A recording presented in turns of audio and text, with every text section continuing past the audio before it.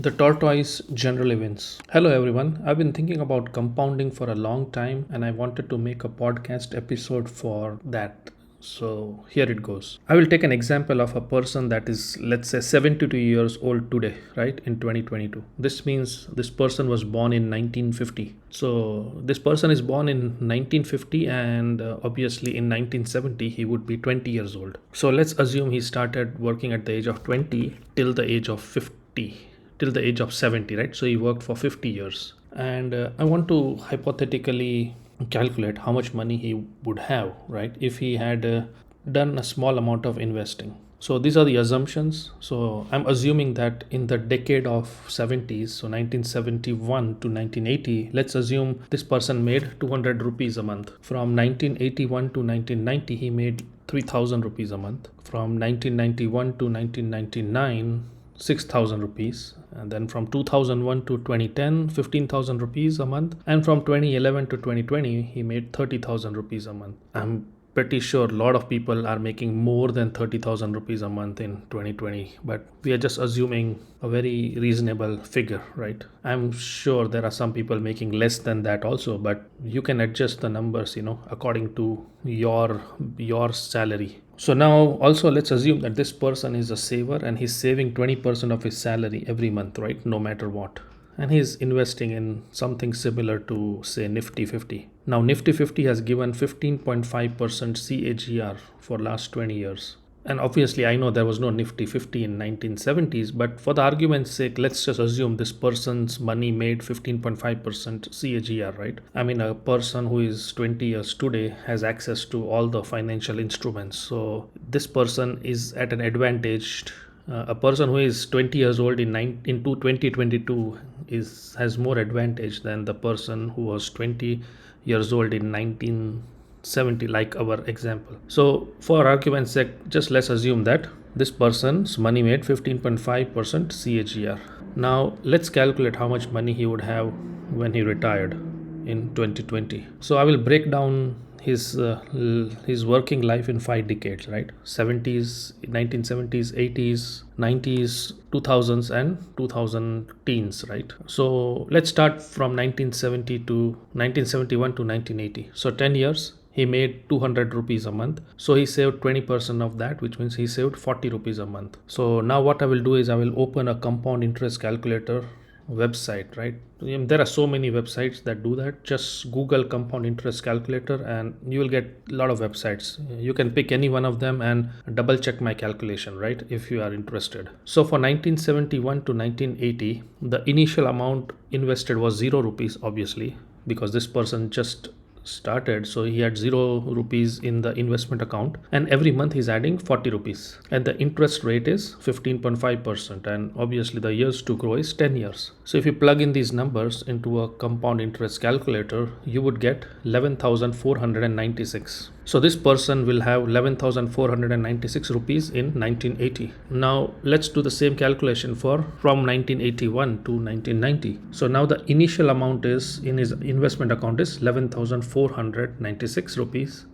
and every month he's adding 600 rupees a month because now his salary is 3,000 rupees a month. So 20% of 3000 is 600 rupees, right? So if I plug in the numbers in compound interest calculator, so initial amount is 11,496, monthly investment is 600 rupees, years to grow is 10 years, interest is 15.5.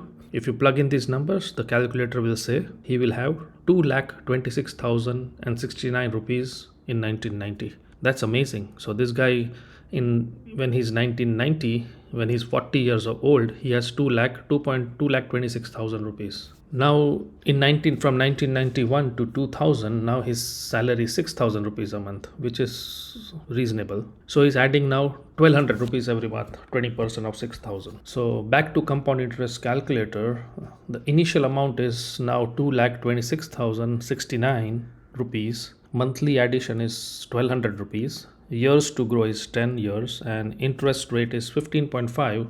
If you plug in these numbers, the calculator will say he will have unit tens, 100,000, 10,000, lakh, 10 lakh. He'll have 13,99,480 rupees. So 14 lakh rupees. So in 2000, right? In the year 2000, when he is 50-year-old, he will have 13 lakh 14 lakh rupees in his account. Now let's calculate the fourth decade of his investing life, which is 2001 to 2010. Now the initial amount is 13 lakh 99,480, and every month he is now adding 3,000 rupees a month, because in the fourth decade of his work life he's making 15,000 rupees a month, which is very reasonable if you think about it, from 2001 to 2010. Interest rate 15.5. If you plug in these numbers in compound interest calculator, you will get 73 lakh unit tens 100,000 10,000 lakh 10 73 lakh 90,696. So now he will have 74 lakh rupees when he is 60 years old, which is not bad. Now, for the last decade of his work, from 61 years of age to 70 years of age, which is 2011 to 2020, now he's making 30,000 rupees a month. So now he can invest 20% of that, which is 6,000 per month. So the initial amount now is 73 lakhs 90,696. Interest rate is 15.5%, and years to grow is 10 years. If you plug in these numbers in the compound interest calculator, at the age of 70, guess what? He will have 3.5 crore rupees. 3 crore 53 lakhs 39,359. Now this is a very good amount to retire in 2020, right? If he withdraws 10% every year, which is 35 lakhs, he will not touch the principal, right? So this is the power of long-term investing, right? It's almost zero risk, since the person is not buying any individual stock. He's just buying mutual funds. He's buying hundreds of stocks, right? He's basically betting on the Indian economy. He's not interested in doubling his money or making 10 times his money or 20 times his money. He just wants 15.5% interest growth every year. This guy never does any market research. He doesn't have to watch any financial channel. He just sets up a systematic investment plan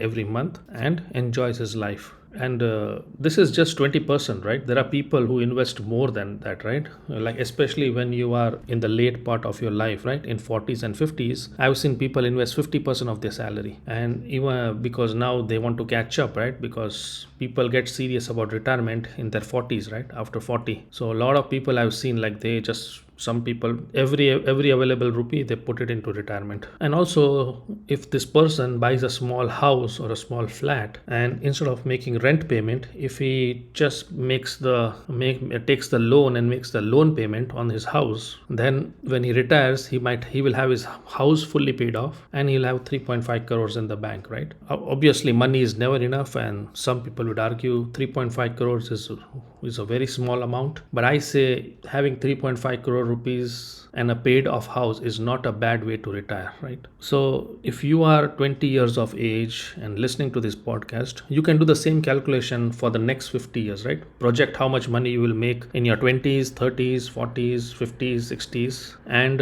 just come up with a rough number on how much money you will have when you are 70 years old. It's good to have a plan, in my opinion. Thanks for listening, guys. Until next episode, please take care of yourself. Bye bye.